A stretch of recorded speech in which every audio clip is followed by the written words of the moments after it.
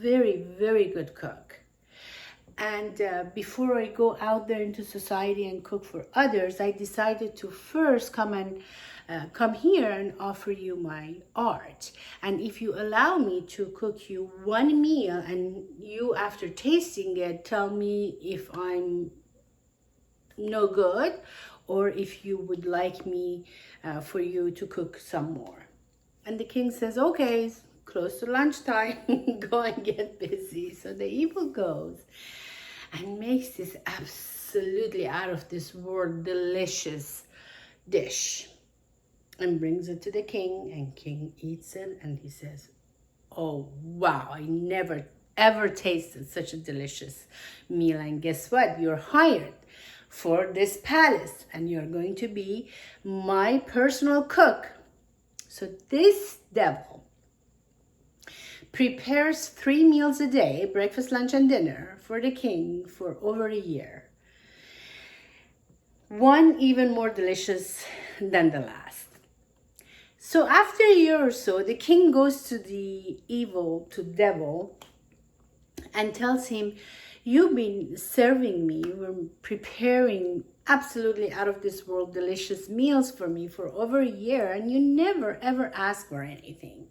Is there anything I can do for you so I feel good about it? And he says, well, Majesty, yes, actually there is. I always admire your broad shoulders. They are beautiful. All I want is to have the opportunity to kiss them, kiss your shoulders. That's all I want. That will be the highest price for me. I will be so honored. And the king says, okay, and that's not a big deal. So he says, go ahead and kiss my shoulder. So the eagle kissed this shoulder, and then kisses this shoulder, and he vanishes. Oh my God. From one shoulder grows a very potent snake, same as the other. All the people in the castle gets worried, and it's crazy, and ministers and all the people, or the guards, are running around, and king is so afraid of what's going to happen. So he brings all the doctors of the town and of his kingdom to come and diagnose what's going on. And this time the devil comes in a form of a doctor to the castle, and he's the only one who comes up with a solution. He said, well, Majesty, I'm really sorry, but I've seen this before, and the only way you can get rid of these snake, you can get rid of them, but the only way that they're not going to attack you and kill you is to feed them a human brain of a young person every day. One brain to this snake and one brain to the other. And from that that way they are not going to attack you. They are going to be fed.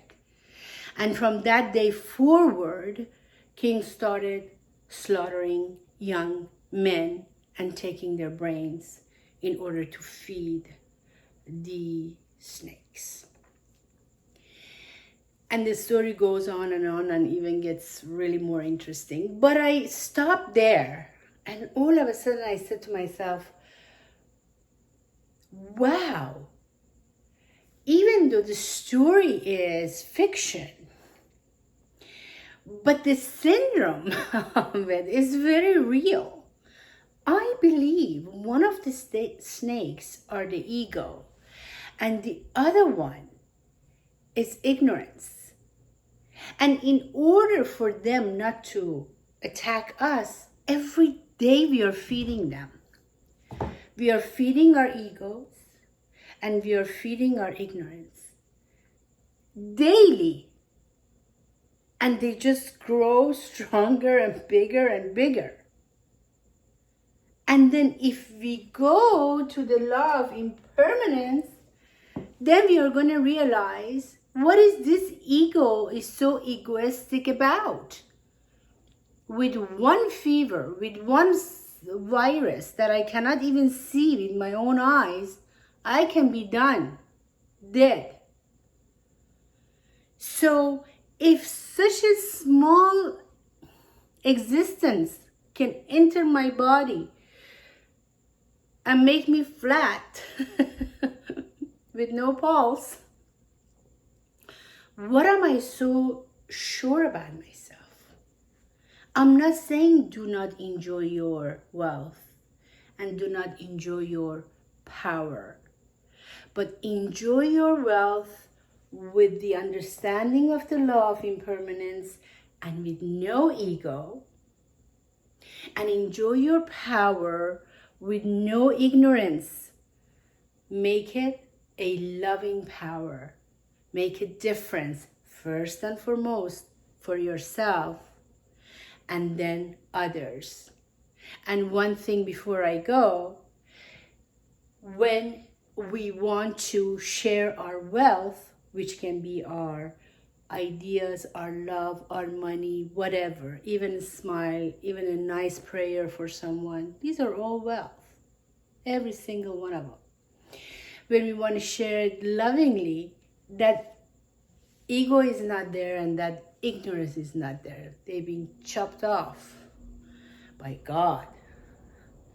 And demon has no power in it anymore. So that's the antidote. That's what we need to get in order to get rid of these two snakes that they're constantly feeding us false information, create illusions, and we are walking on earth based upon those two mechanisms that it's eventually going to be doomed. We are going to get destroyed with no real enjoyment from this precious life. So be very careful. We need to get rid of them because we need to truly and wholeheartedly believe that everything is impermanent. Therefore, ego is an illusion completely.